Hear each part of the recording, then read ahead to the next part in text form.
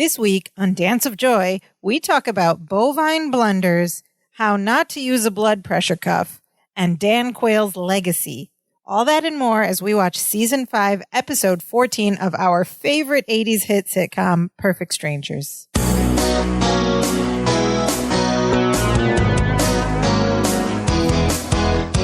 Hello and welcome to Dance of Joy, a Perfect Strangers rewatch podcast. I'm Sophia, I'm one of your hosts, and joining me is my co-host and my brother. What's up, Imran?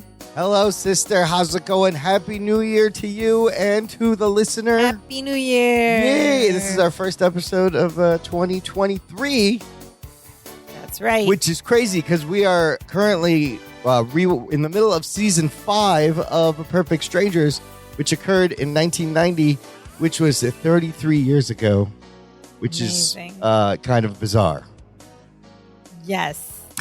30 years ago. 33 years ago. Yes, which, like, it's like 90s don't seem like they were like that long time ago, but that was over 30 years ago. That was a whole lifetime, yes. It's insane to think about. And writing 2023 is very weird, and I'm going to forget and write 2022. Well, let's go back to 1990. Yes, then. it was much simpler times we can relish. We are in Season 5, talking about Episode 14 of Perfect Strangers, entitled Disorderly Orderlies.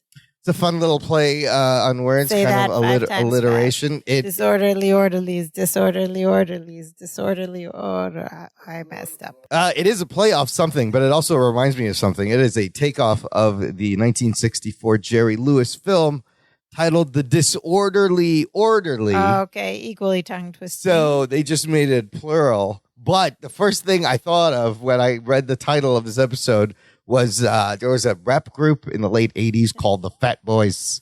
And they put out one movie. There may have been two, but they put out a movie called Disorderlies in 1987.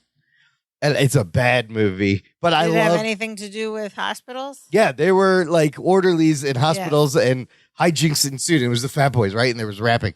But I was so into hip hop at that time, and like I thought it was funny at the time. It's not good. So what is this episode about? If you were to read the TV guide in 1990, you would have read Larry agrees to join Balky in doing hospital volunteer work. Oh, that's nice of him. But not for humanitarian reasons. Oh, of course. It seems that Larry hopes to enhance his career by interviewing a hospitalized football player. The old Larry twist. Got to get something out of it. So that's what Orderlies is referring to. But it just occurred to me that orderly is a funny word. Like, why do they call hospital volunteers orderlies? They're also called like candy stripers, but yes. Right? Because of the way, I don't know why, the way that's usually female. A hospital orderly, because they maintain order and they order things around. I guess so. They keep things in order. I want to know on the shelf. Anyways, yes. Orderly. This one heavily featured our two main players, Bronson Pinchot as Balky and Mark Lundbaker as Larry Appleton. We have some guest cast. Mr. Wainwright, played by F.J. O'Neill, has got a bit in this, and then a couple other people. We will get to playing some orderlies and patients and whatnot. That's right. And this aired January 12, 1990. That is 33 years ago from tomorrow. Oh, my God. That's right. Yes, we're recording this on January 11th. On January 11th. This aired almost exactly 33. Whoa, time warp. Whoa, dude. January 12th, 1990. You know what? You can go back in time if you go on Amazon Freevee because you can stream all 8 seasons of Perfect Strangers for free there. Okay, the Disorderly Orderlies.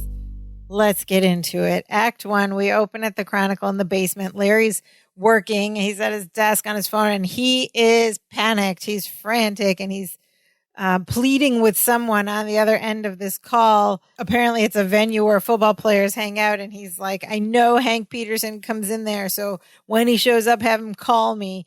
And he's like, I know he doesn't like to talk to reporters. I'm not a reporter. I'm Mike Ditka. And then he goes, hello? Hello? So he got hung up on. He's trying to get in touch with this football player named Hank Peterson. And he tries to tell them that he's Mike Ditka. Just like the biggest football Chicago guy in the 90s. The coach of the Bears, coach of the Chicago Bears. So, thinking he could get some clout, but clearly it's not my did. That's our first opening laugh. And we get a great Larry going, jerk. When he calls people jerks.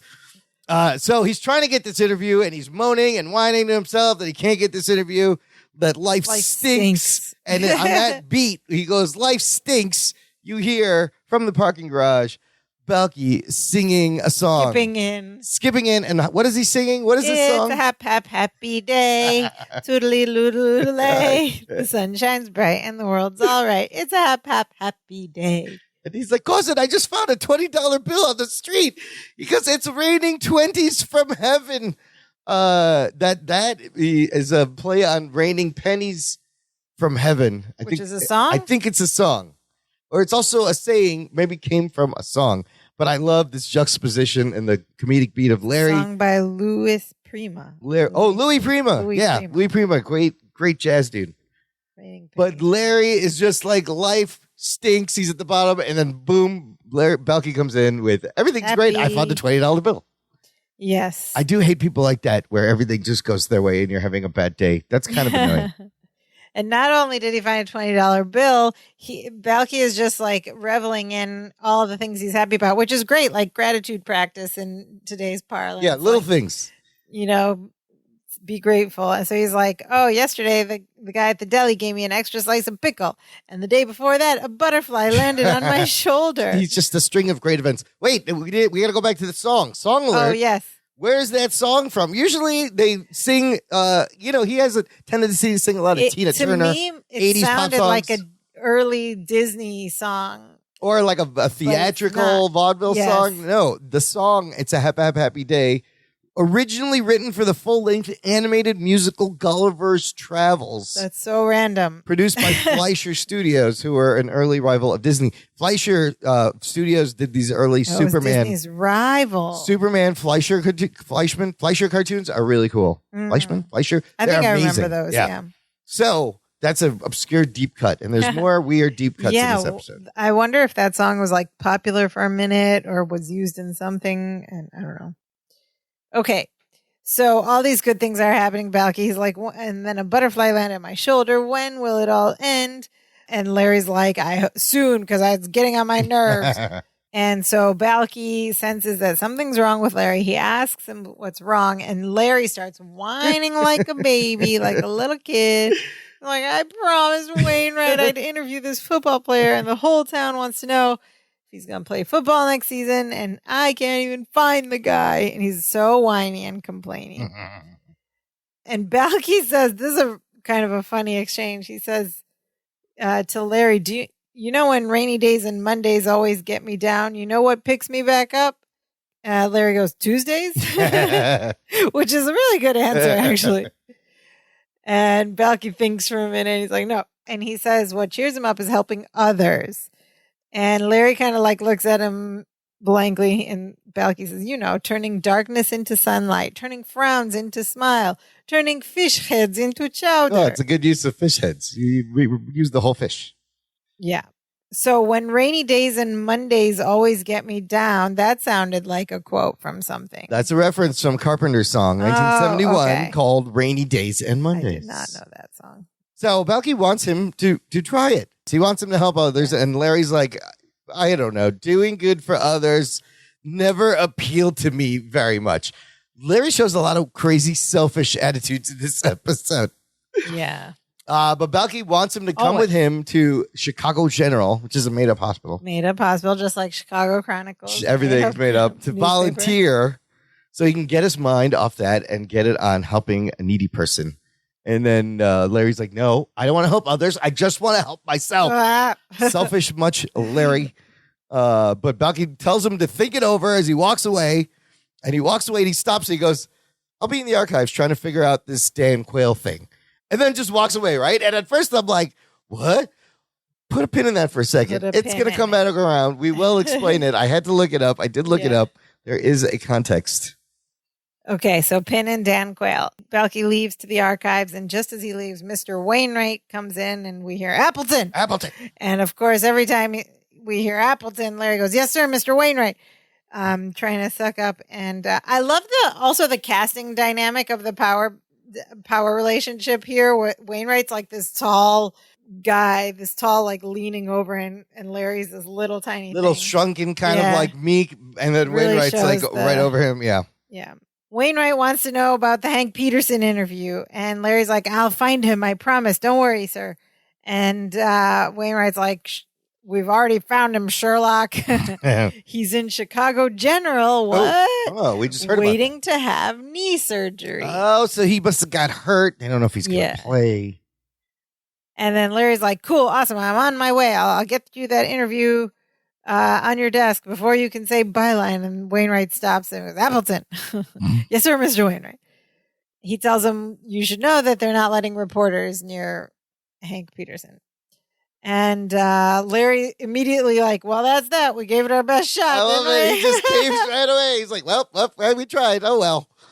And Wainwright's like, you haven't given any shot yet. He wants him to get down there and get that interview. And Larry's like, well, how do I do that? And Wainwright goes, well, maybe this will motivate you, Appleton. He puts his arm around him. He goes, just pretend your job is at stake. And Larry goes, okay, that's working. And they have an understanding. And Larry goes to his desk to grab his jacket. And he's muttering to himself, Chicago General, Chicago General. Who was just talking about Chicago General? Who was just talking about Chicago General? And then we have Balky come back out from the other side from the archives, and he's got this big, like, sort of reference type of book in his arms, and it's open to a page, and he's like pointing to a spot on the page, and he comes out and he goes, I get it now. The vice president doesn't actually do anything. You know what? That's still kind of accurate, and it's a great observation on how the things work. He found it in a reference book. Okay, so let's pause now. Dan Quayle. He walked away trying to figure out this whole Dan Quayle thing and came back and figured out vice president doesn't do anything. So this is topical political humor at the time. Dan Quayle was the vice president of the United States under George Bush. So I remember Dan Quayle doing a couple of goofs that would made him the big joke at SNL. Yeah. Very memorable. There's where he was at a school and he was trying to spell the word potato. Yes. And he added an E at the end or something. He also had a little thing with Murphy Brown. Yes. When Murphy Brown became a single mother by choice on the show. It kind of started a war with Murphy Brown. Commentary, yeah. Here's the weird thing. Those things happened in 1992. Yeah, so we're 2 years before that. But I think Dan Quayle from the very beginning was ridiculed for who he was, because I remember at Saturday Night Live, this is how they would do it. That when they were running, it would be an adult was playing George Bush, and they'd have like a 10-year-old boy playing Dan Quayle. No. It was so funny. People just thought he was an idiot kid. I wonder what started that, the ridicule of Dan Quayle and when, but I think it was there from the beginning, and so clearly they've picked up on this before the vice president. The two crazy things even happened. There must have been some other smaller There things. must have been things. Yeah. But Dan Quayle was the butt of everybody's joke at the time. Okay. Yeah, it was a thing. Dan Quayle. Yeah, it's weird. It's so weird that they put that in here. So then it occurs to Larry where he had heard Chicago General before. He's like, Balky, were you saying that if I focus less on myself and help others, it would be a good thing? Because now he needs to get to Chicago he's like, General. Okay. He's all like, he's got an idea in his head. And Balky's like, oh, are we feeling better now? And Larry's like, yeah, okay. Tell me more about this volunteer job at the hospital. And he goes, can you go anywhere you want in the hospital? And Balky's like, yep.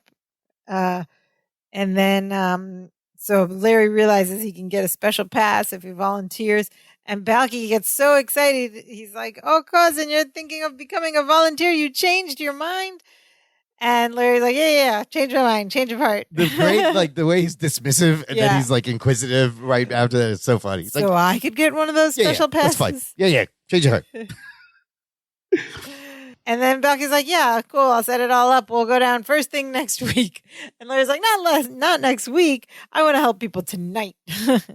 And then Balky says, well, aren't you the eager Leave It to Beaver? Yeah, he put the show. Eager Beaver TV show in. plus Leave It to Beaver. Yeah. And so Larry convinces him to go. He's like, why wait? Let's help other people now. Let's go. He got in. He's got a plan. He's got a scheme. And we transition to an exterior shot of this, probably some hospital in Los Angeles. with a sign that says Chicago General. And we are in a room with lots of beds and patients and a nurse.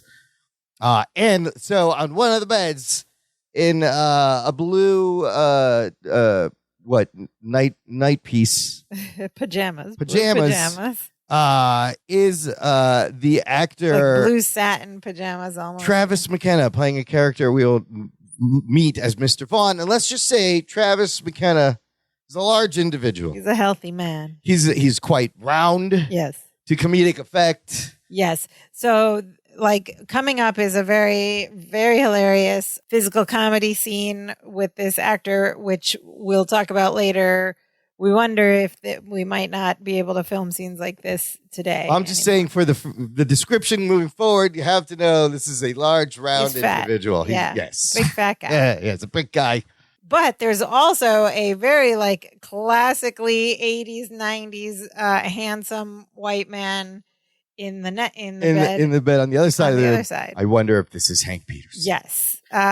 So this big Chicago Bears football star is this Ken doll looking kind of guy. Hank Peterson. Anyways, there's a nurse that goes up to Mr. Vaughn, the big guy, and he's asking her, she's about to give him a shot. He's like, nurse, how long before the shot kicks in? I'd like to watch a little. And as she's talking, he's putting in the shot. He immediately just passes out. Yeah. The old trick just out, right? Yeah. And as the nurse walks away, goes, general anesthetic to remove a corn. What a wuss. That he can't hear. True. That's kind of funny. She's about to walk out when Larry and Balky walk in, and they are wearing little blue orderly jackets.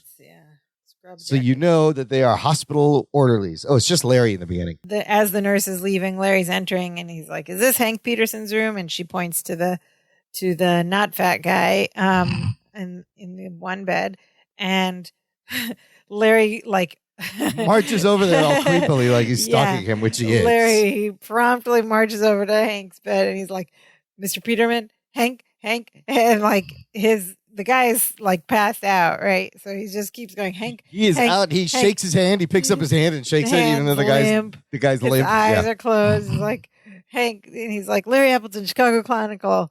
And he takes out a notepad and he goes, "Are you ever going to play football again?" And the man just mumbles. Larry's like, "What?" I didn't quite catch that. And he asks him again, "Are you ever going to play football again?" And the guy just doesn't do anything. And then it's so funny. Larry's like, Hank. He says it 100 times. Hank. He's all over him. And then he puts his hand on his face first, and he's shaking his face around pretty violently, almost slapping. He's like, Hank. And then he steps up on a stool, and with two hands, he's pushing him down on his shoulders, going, Hank, wake up. Hank, talk to me. Hank. It's so funny. The way he says Hank is so funny. You're like, oh my goodness. And then just then Balky walks in to see this, and he's like, Carson, making friends already. Yes. And Balky's so impressed. He's like, oh, you're so caring. He tries to take Larry's hand to lead him away. He's like, we have to go. And Larry's like, no, we can't leave yet. He's like, we have to comfort and console the patients. That's what we came here to do. And he's like, oh, look, here's a patient. And he goes towards Hank. And then Balky's like, Balky knows who it is. He says, I don't know how much Hank can do. Obviously, this man is sedated. And he goes and he opens his eyelids. Yeah, like in the cartoons, he's like just see? White space under his eyelids. And he's like, see? And so he tries to get Larry to leave again to go help other people. And Larry's like, wait. Maybe we can still relate to him and while he's sleeping. And he's like, watch. And he goes, Hank, if you can hear me, don't raise your hand. They both lean over and look at the hand. They both look at his hand. And Balky's like, wow. He's impressed. He goes, I've never seen reflexes like that. Just then, the nurse comes in. This is Nurse Bagley because Balky says, hi, Nurse Bagley. He knows her. Everybody knows Balky and loves Balky here. She wants him to change Mr. Vaughn's bed. Okay, Mr. Vaughn is the big guy we mentioned before. And Balky is more than eager to do it. He goes, I'll do my best. And she goes, I know you will. She goes, he's the bed changer of the month, Balky is the bed changer. Balky is the bed. And in fact, there is a plaque because Larry goes, I know, I saw the plaque. So not only Larry's is he the not bed impressed, changer, there's yes. somewhere in the hospital, it says bed changer of the month with That's Balky's so picture cute. Yes. for the month of wherever. So then the nurse leaves, And so now this is going to be left some great physical the comedy. task of changing Mr. Vaughn's bed sheets is left to Balky and Larry. And Balky is bed changer of the month. So he Bed knows changer of the what to month. do, Yeah. but he's got to talk Larry through it, right?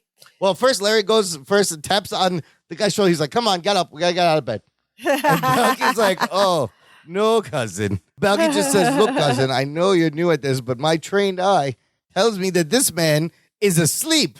And then he does the same thing, reaches over and pulls over his eyelids. Goes, see? He says, we have to change this bed with him in it. I know the proper procedure. Yeah. And then he throws in a little, it's hospital tested, hospital approved. Ding.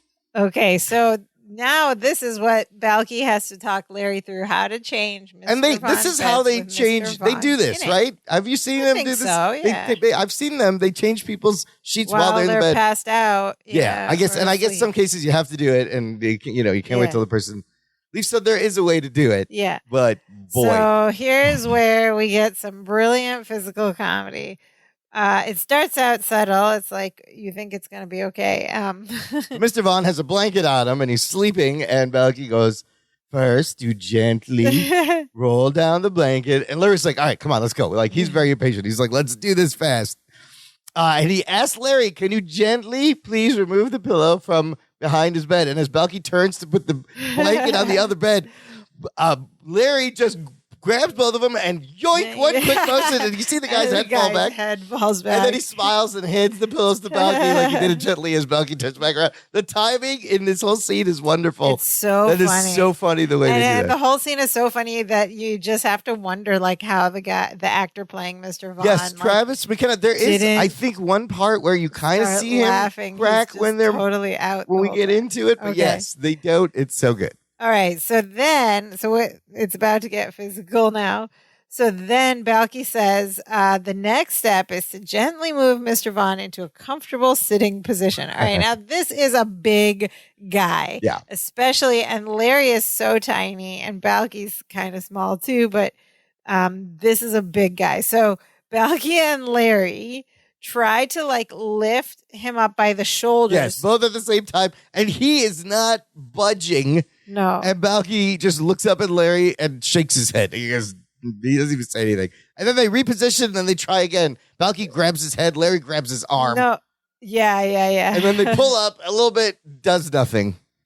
Then they both grab his arm and try to pull, except Larry. No. Then Balky gets like in front of Mr. Vaughn with his arm over his shoulder. Yeah. Like kind of in Vaughn's armpit. Yeah. And then he just leans his whole body forward to try to pull him. Yes. And then Larry goes behind the guy. But while he's doing that, Larry pulls out a drawer next to the bed, steps in the drawer, grabs onto the light behind the bed, climbs onto the bed, this little man, and gets behind Mr. Vaughn as Balky pulls him forward into a sitting position. And now Larry is in a complete horizontal plank from the top of the bed to the top of Mr. Vaughn, who's sitting up now. And the pressure is at the end of the bed. Yes, the only thing holding him up is Larry stiff-legged against the wall. It's so funny. Of the bedroom. That's the first big laugh of the hospital of room. this bit. Yeah, it's so good. And the audience is like laughing. You've seen them. And then Larry just like totally calm and cool goes, okay, what now? Yeah, he's just like holding this plank. He's not even like out of breath or anything. He's just like, okay. He's very matter of fact this whole time. He's like, all right, well, he's up. Okay, so the next step is to strip the sheet from the bed. He's like, you pick up the mattress, take care not to disturb the patient. And Larry looks back and he's like, I'm supposed to do what now? Larry's going to hold Vaughn and Balky's going to strip the sheets. And so Larry's like, okay, go, you do that.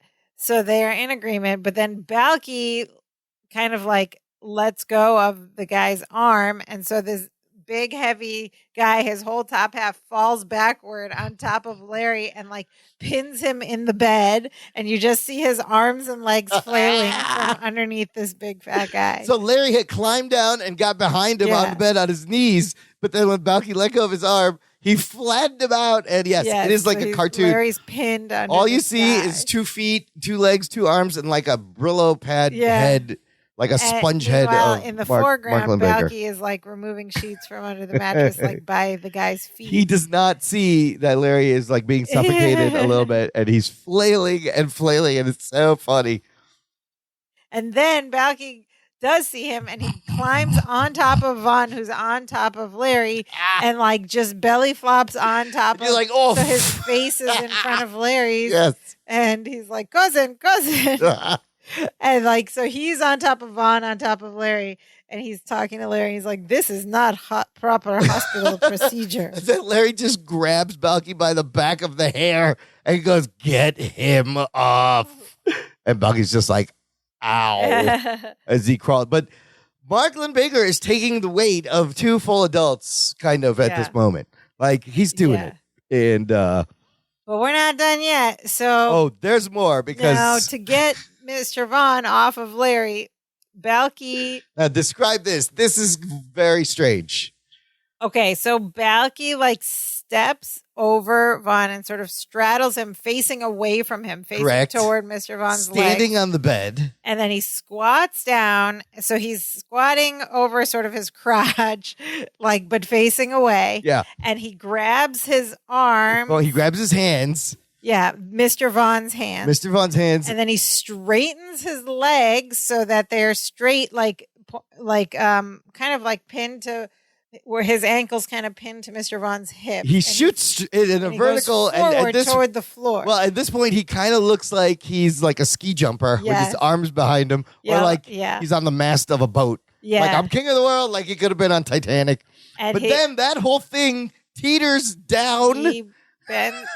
He tilts his whole body straight down off the bed. Floor, off the bed. His head is hanging off. He's now in a diving position. He bends his legs. Leverage has allowed him to pull Mr. Vaughn's torso back up into a seating position off of Larry. And Larry's crawled away. He goes, okay, let him go. And then he just lets go, and he drops, and Vaughn flops back. It is so funny. That was just some beautiful, like, people sculpture. It's like people sculpture comedy. So good. Just like the way it was all put together. All 3 of them, like, didn't break. I didn't see anybody even chuckling. So funny. Okay, so then Balky's like, okay. So they kind of like, each go to the side of the bed, each side of the bed, and no one's pinned anymore. And Balky's like, oh, you're getting the hang of this. You're starting to get the hang of this.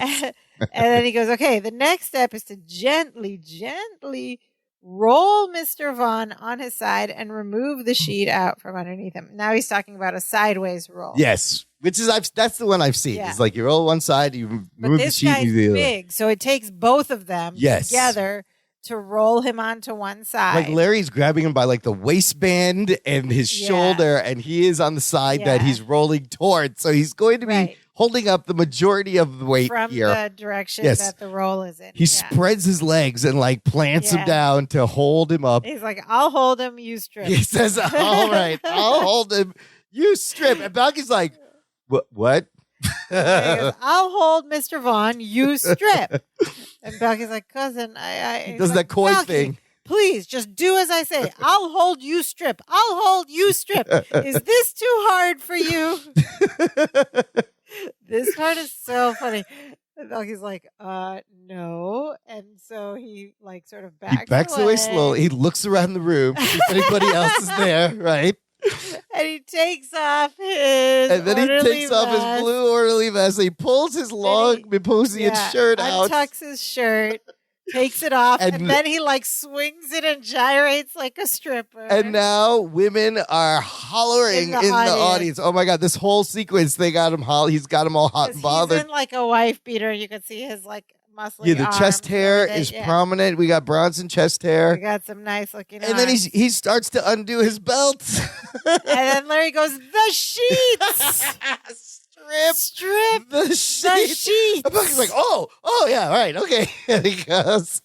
But again, it's another thing where Balky, like, so funny. It's been 5 years. He's still taking things seriously. Like, what were they doing? They were changing sheets, and he instantly just went to that. It's kind of so silly and 5 funny. years in America. Like, what you're changing sheets. Why would you? But that is the So genius this of is it. what I said before. As we get into the next few seasons, I feel like they take so much liberty with Balky. In some instances, he's so sophisticated. He gets nuance. He's very assimilated into America.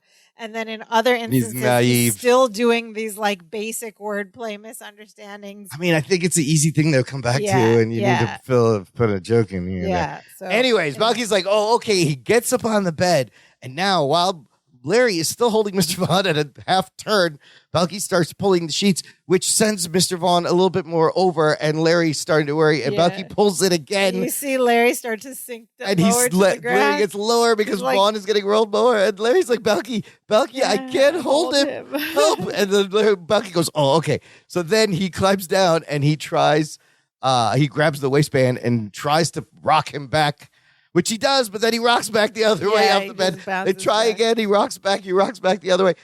Balky runs around the bed to the same side Larry is on and goes underneath. And now you can see this dude's belly is showing out of the shirt, just hanging there. And he looks at it and he pushes him up by the belly. And this large man rolls off and lands on top of Bronson Pinchot, Mark Linebaker, and Larry pinning him down. It is with his big butt in the air under him, and like Balky is right under his belly. There's a shot where they show his belly, and it's like right under his neck. So you see this guy. So now they're both pinned under this. The shirt ran up, and all this the skin is showing, and it's hilarious. They just this is a legit stunt. Somebody could have got hurt. Yeah. That's a lot of weight. When suddenly 2 more hospital workers bust through the room with a gurney. Yep. Rushing past them. And no, they look at him. They look at Vaughn face down on top of them, and they're like, "Is that Hank Peterson?" And Larry from underneath Vaughn. He should have said yes, goes, but he doesn't. No, he's the one in the bed. Yeah. And they're like, "Okay, cool." And then Larry's like, "Excuse me, could you help us?" And the guy's like, "Hey, we can't do everything around here, pal." As they both lift Hank Peterson onto the gurney.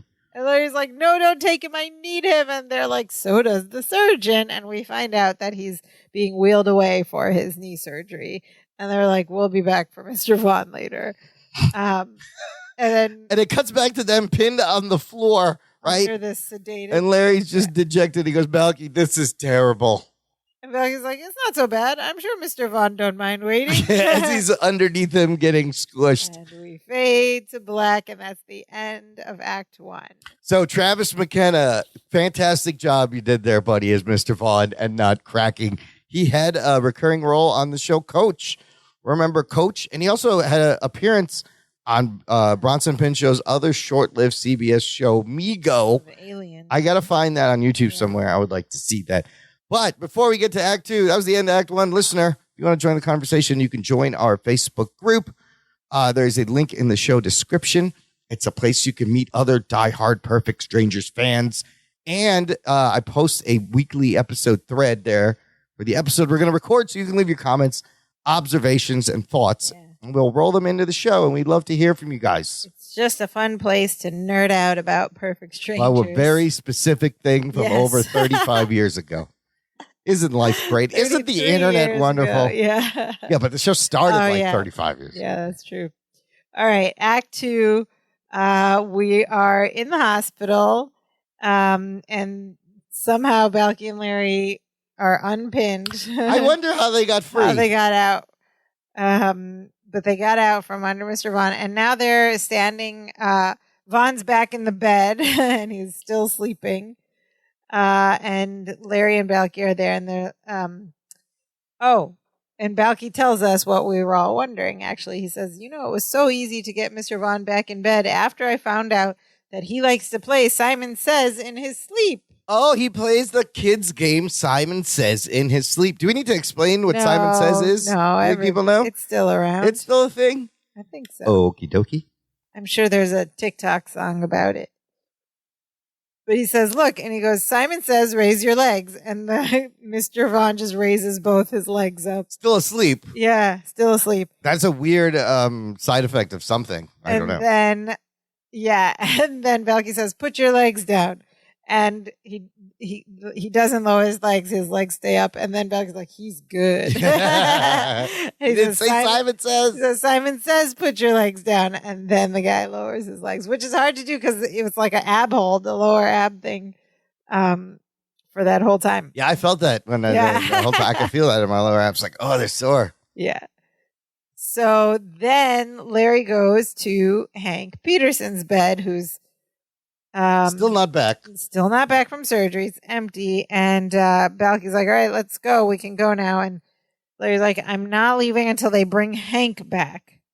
And Balky still thinks that Larry is there out of goodwill. Good. Right. He doesn't know that. And he's touched. He's like, cousin.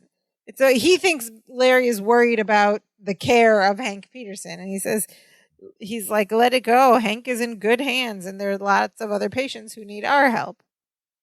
And Larry forgets for a moment and blurts out, but they don't play football for the Chicago Bears, and Hank Peterson does. And then they both look at each other in shock. That's so great. Balky makes the face, and then Larry covers his mouth. Yeah. But that's great. There's a beat, there's and a they reversal. Both turn, there's a great revelation bit that they do always. Yeah, and Balky goes, oh, now I get it. You didn't come here to help patients. You came here to get an interview with Hank Peterson. He's busted. Finally, busted. But Larry's like, so what if I did? If I get this interview, it'll mean a lot for my career. And Balky points out he's doing a good thing for a selfish reason, which is the moral. Very Larry this whole time. He says, that's wrong. He's like, do I have to review the order for you again? First you do good things, then good things happen. That's the point. Yeah. Right? And Larry counters with Balky, what's your problem is you're too rigid. And then Balky looks down at himself. He goes, I'll do my hospital work after they bring Hank back and I interview him. And Balky is all smug because he's worked here. He's like, they're not going to bring him back, Mr. Smarty Trousers. Smarty Trousers. He's going to the recovery room. Smarty Pants. Smarty Trousers. And Larry's like, no problem. I'll just go interview him in the recovery room. And he starts to go for the door. And then Balky's like, can you pretend to have a key? So Larry finds out he needs a key for the recovery room. And Balky says, doctors have the key. And Larry's like, and someone else must have a key too. And Balky's like, nope, only doctors and the occasional trusted Mepiat volunteer. And now we have a reversal. They did the same There's thing a again. beat, and then they gasp at each other, except Balky has his hand over his mouth, and Larry's got his buggy-eyed Larry Balky face. has revealed something he shouldn't have. And they both, it's so great. I love that callback. So Larry figures out that Balky has a key. Balky keeps saying, no, I don't have a key. I don't have a key. And he's like, can I please have the key? And he's like, no. And Balky's like, no. And then he backs him up all the way to the wall, very aggressive. He's saying, no, you can't have a key. And then he puts his hand over his shirt pocket, over his breast pocket, and he goes, and I'll never tell you where it is. And then he puts his other hand over the same pocket, hiding the key. And Larry's like, give me the key. And then Balky starts going, ha! There's a lot of ha's here. When pigs walk, which is, of course, now. When pigs fly. Yeah, they already walk, so he should just give them the key. When pigs fly. Pigs fly. And at this point, Larry has pushed Balky down onto the bed. Yeah. Just harassing him to get this key. And then Larry reaches over and grabs the blood pressure and he's checking pump. Up, kneeling he's on top of him. Yeah. So you guys know this blood pressure thing, right? It's the strap that goes around your arm with the little wire and the squeezy pump. And it's connected to the wall and it gets real tight when you inflate it. Old school blood pressure cuff that you have to, not automated like you have to. Yeah, now they just push a button and it goes boop. But before you had to squeeze it, you had to have a stethoscope in there to listen. I figured out how they do that. There's two numbers. As you release the air, you get the two kinds. Anyways, he has taken this thing that's normally for your arm and wrapped it around Balky's head on his forehead. He's wrapped it around his head and he grabs the bulb and holds it in front of him. And he goes, Balky, give me the key. And Balky says, never. And Larry starts squeezing the bulb and goes, and he goes, Balky, give me the key. And again, Balky says, never. And then he goes, he is increasing Yeah. And this thing Balky's around face, his head. he does funny facial expressions every time he's pumping the thing tighter. They do it like 4 times, and as it goes, like his eyes are rolling in the back of his head. It's just very And he's comical. like, Balky, give me the key or I'll squeeze your brains out. Larry says, Larry going to just pop his brain? Yeah. He was going to let him have his whole head get popped like a pimple. And as he keeps squeezing, Balky keeps saying, never, never. And then he passes out. And Larry's like, no, Balky, just. And then Balky, and he's like trying to like slap his face around. He's like, Balky. And then Balky opens his eyes. He goes, just kidding, cousin. And then he pushes his face away. He grabs his nose first and wiggles it. And he goes, ee. Then he pushes his face off of him. And he goes, ha. And then they do a little chase around this room, this hospital room. So he goes over to Vaughn's bed, the other bed. And he's like, you'll never get that key.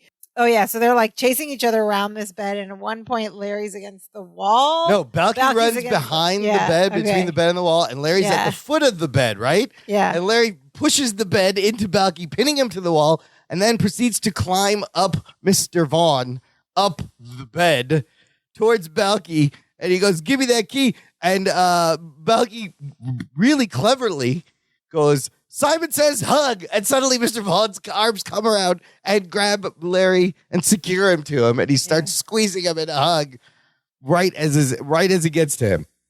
And Larry's pinned, and he goes, all right, 2 can play at this game. Simon says let go. Nothing happens. Balky goes, ha! It only works for me. I'm it. I'm Simon. Okay, so then Larry starts begging. He's desperate now. He's like, please, Balky, please, I need the key. Balky reminds him that he promised to work for the hospital, not for himself. And he's like, okay, if you give me the key, if you help me, I'll work here for a month. And Balky goes, a month? Ha! And he goes, Simon says hug tighter. And you just see Vaughn's arms like squeeze tighter. He is getting bear hugged to an inch of his life here, Larry is. And Larry's like, okay, 6 months. Oh. And then Balky is satisfied. He says, Simon says, let go. And Mr. Vaughn opens his arms and Larry falls on the floor. Rolls off and falls on the floor. It's so funny. 6 months, you promised. And then we cut to later in the hospital in a different room. We see Larry and Balky, and now they're wearing full white doctor's coats with stethoscopes. Somehow they stole from somewhere, and they're in some kind of recovery room where there's sheets and curtains around the bed. They look under the bed and they find Hank Peterson. They move the sheet aside and they go to either side of him. And then Larry's back to Hank, wake up, Hank. And Hank wakes up and he looks at him confused. And they're Hank goes, hi, Mom, we're number 1. So he's out of it. And Larry tells him that they're doctors and they need some post-op information. And Hank's like, what? And Larry pulls out his notepad and his little pencil. He goes, are you ever going to play football again? And Hank's like, he's like, you're the doctor. What are you asking me for? So that didn't work at all. Yeah. And then he looks over and he sees Balky. He goes, Balky? He loves Balky. They're good friends. He goes, what are you doing here? Is it story time? He says, so I guess Balky would come. Does story time. I wonder what kind of books he read to Hank Peterson. Yes. Balky's like, not until after dinner. Yeah. And then he starts to talk to him because it seems like they know each other.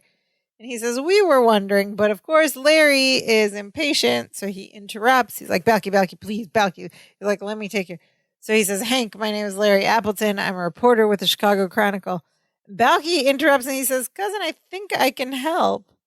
And Larry is so obnoxious here. He's like, Balky, you can help by being quiet. Oh, little catty. What? That's a little catty. Come on. So he completely disregards him and he goes back to Hank. He's like, okay, so short interview. What do you say, Hank? And Hank is like, no, I say no. And then Larry again gives in right away. Well, that's it. I'm through. I'm finished. He's ruined. Oh my God. He doesn't even try. And then Balky very calmly says, cousin, may I speak now? And Larry's like, you can do whatever you want. My life is over. My life is over. My life is over. Yeah. And Balky says, Hank, he's a friend of mine. That's all he had to say. Because Hank is like, why didn't you say so? He tells Larry, The doctors are going to be in for a few minutes. He can stick around and they can find out together if they're not going to retire his jersey. Well, he says, so the line, this is a weird joke I didn't get. He says, why don't you stick around and we'll find out whether or not they're going to retire my jersey. And Balky says, you have a cow? And at Very first excited. I was like, what kind of non sequitur is this? No, Jersey is a type of cow. I Jersey didn't cows. know this. Yes, So- I did. But that's very, like, do people know that? I guess I should have known that. Well, Balky's a sheep herder. So he knows all about animals and cows. And he wouldn't know about a football jersey. Have a So cow? yes. And then Hank just looks at him. So all it's kind of clever from his confused. point of view. That's what came to his mind. Playing Hank is actually, this guy was a former professional athlete, Oh, okay. Forey Smith. Forey. Yeah, he Forey. continued to act after this and wrote and co-starred in his own film, Paparazzi, Huh. which he was asked to write by Mel Gibson, and he wrote an ebook. Yeah. He looks familiar, like he was in a lot of these 80s and 90s. He's got one of those faces, though, when you need like one of the good-looking leading men types, you could or call like, him. Or like an occasional, like a cameo type that has to be like a boyfriend or something. Anyways, Jersey Cow, I didn't get it, and I looked at it, and then you told me. Jersey cow. Jersey Cow. Okay. All right. Funny joke. So then we cut to the next day, and we're back at the Chronicle, and Balky's at his table, and Larry's, milling about, and then Wainwright shows up. Appleton, yes, sir, Mr. Wainwright, and Larry runs over, and Wainwright is pleased. He tells him it was a great interview, and the Chronicle was the first paper to tell Chicago that Hank will be back to play football. Oh, the surgery must have went well, and they said he could play it. And Larry, because of Balky's help, got the scoop. It's fantastic. They got the scoop. Yeah. They scooped everyone. Larry says, thank you. And he says, but I couldn't have done it without Balky's help. I love that he's giving Balky credit. So nice. This is great. Finally. And so Wainwright was shaking Larry's hand. And so when Larry says that, he turns to shake Balky's hand. He says, nice work, Bartokomous. And he holds out his hand. And Balky, of course, goes in for the hug. The full hug. And Wainwright says, you and Appleton make a good team. And Balky says, well, you know what they say. A bird in the hand will just keep pecking and pecking and pecking and pecking until your hand starts to bleed. So What funny. was he? He was saying a bird in the hand is worth two in the bush, meaning they're a good pair or they do better work together or something like that. Yeah, meaning having them both is good. But the look on Wainwright's face as he's doing this is hilarious. Yeah. And when he's done, he turns to Larry. He goes, he helped you? And Larry goes, a lot. And Wainwright's like, I don't know how you did it, but you brought in a big story. Brought in a big one. And then he goes, maybe I should think about making this team permanent. And he pats him on the back and walks away. And Balky goes, permanent? Did you hear that? Larry goes, yes. Balky goes, he's going to do our hair. It's Like great. a perm. Great Yeah, joke. permanent. And Larry just goes, yes, that's right. So he meant a perm, which is big in the 80s. Everybody's doing perms. Permanence. A permanent They call them hairstyle. Wow, so good things are happening. Yeah. Will they replace Maytag and dishwasher? Whatever their name was. And Whirlpool. Maytag. Whirlpool and Saucito. What were their names? What was it? Millie Vanilli? I don't remember. Walpole. Walpole. Marshall and Walpole. Walmart and Mushmouth. Marshall and Walpole. Marshall and You sure it Walpole. wasn't Warshall and Walpole? Maytag and Whirlpool. Maytag Anyway. and Whirlpool. So Larry is feeling very pleased. Wainwright leaves and he tells Balky, it looks like our careers are starting to take off. This is a big day for me. And Balky's like, and a big night too. And Larry's like, huh? And so he reminds him that he has promised to work at the hospital and he has to work tonight. He says, you got your interview. Now you have to pay Peter Piper. The expression is pay the piper. You have to pay the piper. Yeah. But then their Peter Piper Peter Piper was picked a pack was of a nursery pickles. rhyme. Yes. I also know Peter Piper from the Run DMC song. Peter Piper picked Run Rock. Peter Piper. That's the same thing. Peter Piper picked a peck of pickled peppers. A peck of pickled peppers Peter Piper picked. If Peter Piper picked a peck of pickled peppers, where's the peck of pickled peppers Peter Piper picked? That one. Now, Peter Piper picked peppers, but one rap rhymes. Yeah. Humpty Dumpty fell down. That's his hard time. Okay. Jack Nimble was nibble. and he was quick. Okay. Focus, Javed. Turntables may wobble, but they don't fall down. No, they don't. So Larry says, okay, I'm happy to help at the hospital. And Balky's like, good, great attitude. And he holds out this form from an envelope. He says, what would you like to do for the first 3 months? Mash down garbage or work on the 3rd floor? And Larry's like, I'll take the 3rd floor. Wrong. And Balky says, bedpans it is. And then you see Larry's reaction and roll credits. Listener, visit our TeePublic shop before we get into our thoughts of this episode. I want to let you know you can buy Dance of Joy swag, t-shirts, hoodies, mugs, cell phone cases, laptop cases, tote bags, pillows. Send us pictures, tag us. We love to see it. We'll put it on our Instagram. danceofjoypod.com/shop will get you there. What did we think of this episode? I mean, phenomenal physical comedy. The physical comedy was hilarious. The highlight of the whole thing. We did have a good bit of like early 90s, classic 80s, like fat guy humor. Unsung hero Travis McKenna, who has one line and has to be asleep for the rest of the episode and not laugh. The physical comedy was hilarious. Even like, not only because he was fat, but it was like the contrast between how small they were. Yes, it makes Mark Lindbaker look really tiny. So he's funny. A tiny man. Yeah, he's a tiny man. But Larry is like, it was a fun episode. Larry's super selfish. Yeah, we really. It's like he doesn't want to help anybody. He just wants to, But then at the end, he like automatically gives Valky credit. Yeah. So we don't really see like what transforms him. But only because he got what he wanted. Yeah. And he ends up getting what he wanted, but he does have to work at the hospital. Yeah. Have you done any volunteer work? I've done some volunteer work here and there. At a hospital? Not at a hospital. At food banks, animal shelters. Yeah, of course. Packing rice for like feed the children things. It's rewarding. Everyone should do it. Yes. Takes a little bit of your time. Anyways. What do our listeners think, sister?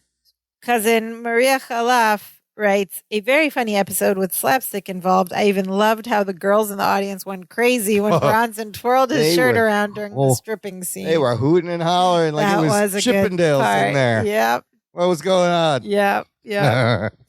And then we have some comments from cousin Nicole Stoner, who writes, this episode is one of my personal favorites from a physical comedy standpoint. Nice. But I'm torn about it the more I watch it. I don't know if the physical comedy involving the sedated patient could come across as fat phobic in this day and age. So we will discuss. Okay, we'll discuss that in PS today when we get there. And then she also writes, if anyone's checked out the website TV Tropes, they use Larry, quote, killing Balky from this episode as a prime example of how deep down Larry truly cares about Balky, when a lot of the time throughout the series it appears otherwise. Like when he showed concern when he passed out. He was actually like, oh my God, you killed him, Larry? Like I killed him? Like, all right, caused him to faint. But yeah, that's a trope. That's a trope, but it's works good here. Yes. And finally, and we'll come back to your other comment, cousin Nicole, in a minute. Finally, cousin John Adama writes, another razor-thin plot written around a great piece of physical comedy. Well, that's what most of these episodes end up being.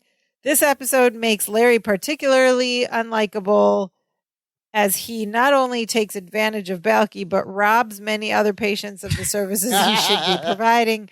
Good thing he's so likable. And he gives the episode a B. I mean, were there other patients just waiting around for their bedpans to be emptied? And where's my Jello and my sheets? And Balky's just like with one person, one patient at a time. Yeah. Don't be ridiculous. Was said once. Of course I have. Don't be ridiculous. Early in the episode, but there is no Dimitri appearance. They weren't even in the apartment the whole episode. That's true. And it was really just the two of them, right? The girls weren't there. Right. It's kind of interesting. But, and Wainwright. But just solid physical comedy, chemistry, timing, all of it on top notch. Right. Everything was, it was good. Razor thin plot. I feel like that's starting to become a constant with all of these. So we're talking about the physical comedy now. All All right, now it's time for the segment of our show called Perfect Strangers Today, or PS Today, where we will get back to cousin Nicole Stoner's earlier point. This is the segment where we talk about, can we remake this story today? Would it stand up? What things would have to change? And let me just, she writes, I don't know if the physical comedy involving the sedated patient could come across as fat phobic in this day and age.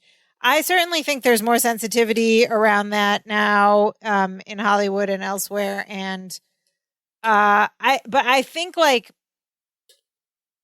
making the character a man still gives it some leverage, and it still might be funny. Oh, but even back then, you couldn't have done it with a woman. Yeah, no, that would be that wouldn't fly. But my first instinct is, you can't do this anymore on television. Like, we still have funny fat guys in movies and stuff. There's still humor around men more than women. Yeah. But there was kind of the rise of larger women comedian. Sure. Your Melissa McCarthy's. You had, Roseanne, of course. But the other thing it made me think of is I saw this documentary about Chris Farley. Yeah. And how when they were writing for him on the show and he would come back to host, the jokes would be about his size, right? Like, you think of the famous, I said Chippendales, that Chippendale sketch with Patrick Swayze, and then Farley's big belly just flopping and big dancing. Guy in a little jacket. I mean, some of the funniest things you're ever going to see. But the more they did that, I think it really sent him more into a depression, because it always came back to being the fat Matt Foley motivational speaker. Yeah. And you can't get away from that. Jonah Hill talks about it in his documentary. Which is why he probably lost a lot of weight. That's Jonah on Hill. Netflix right now. He has a documentary about his therapist. But there's a thing in Hollywood. If you're fat, you stay funny. Right. And the minute you lose that, you lose the job. So perhaps this. So I'm going to go with this story would not get. But how funny today. and perfect was the comedy, though? The comedy was so perfect. I'm just glad we have it. Even though you can't. And I think it's okay to laugh at it, and we don't have to feel bad about it. No, it's not like the guy was being forced to do anything as an actor. The guy knew what he was. What he was making. But you think about Travis McKenna, and then you're like, did he just always get the fat guy roles moving forward, or whatever? But here's the opposite that annoys me is in new movies like the Batman movie, you have Colin Farrell putting on a fat suit made to look unattractive, taking away work from actual bigger fat actors. Yeah. When you used to have work as a fat actor. Right. Where's the representation? Now they're getting the good-looking guy, and they're putting him in a fat suit. That's like a whole nother podcast. Not this kind of podcast. Yeah. I'm fighting for the regular-looking guy getting work. I mean, it's like when white actors play Asians and stuff like that. Yeah. And the people with disabilities also argue that, why do you have able-bodied people playing people with disabilities when there are actors with disabilities? Yeah. This is a slippery slope, because you start to think the argument does go both ways. Right. Anyway, basically, PS Today. What would you do? How do you do this? You couldn't do this whole. You have to rewrite the whole episode. You just need another jam to get in for the physical comedy, while you could keep the Hank Peterson story, and you just need another funny hospital gag that provides. God, if it was a dark comedy, I can see them in the morgue, and it's a dude in a body bag, and it's flopping around. That's dark. They just need to get into some other kind of hijinks in the same room as Hank Peterson. Yeah. It could be something else. But interesting. I don't know that you might still see it made like this, but. Anyways, sister, this week, I think since it's the new year, we should do something special here at the end. Special. I think we're going to end by sharing a song that you found on SoundCloud. Who is this song, and how did you find this? Okay, my friend Sue. Shout out to Sue if you're listening. We go way back. We went to school together. My friend Sue sent this to me and said her friends are in a cover band, and they made this track and sent me this link to SoundCloud. And the cover band is called Saved by the Belvedere, and they did a Perfect Strangers mashup. Okay, there's a couple of things I already love about this band. First of all, their name is Saved by the Belvedere, which itself is a mashup. Points for that, yes. Brilliant. Saved by the Bell and Mr. Belvedere. And this track is, it's just under 2 minutes. We're going to hear the whole thing. It's called Perfect Strangers Mashup. In the description, they write, Saved by the Belvedere's version of the Perfect Strangers theme song mashed up with Kings of Leon. It's so nice. Here it is.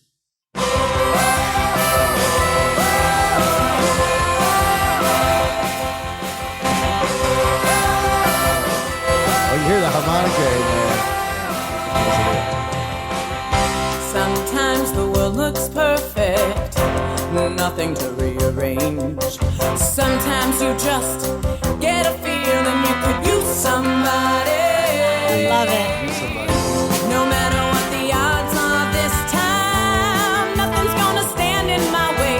This flame in my heart, like a long lost friend, gives every dark street a light at the end. Standing on the wings of my dreams, rise and fall on the wings of my dreams. Rain and thunder, wind and haze are bound for better days.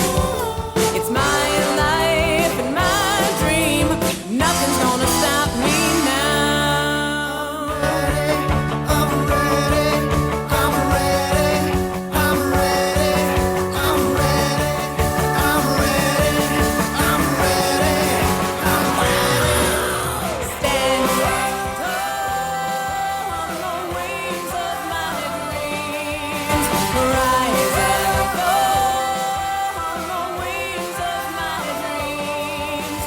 Rain and thunder, wind and haze are bound for better days. It's my life and my dream. Nothing's gonna stop me now.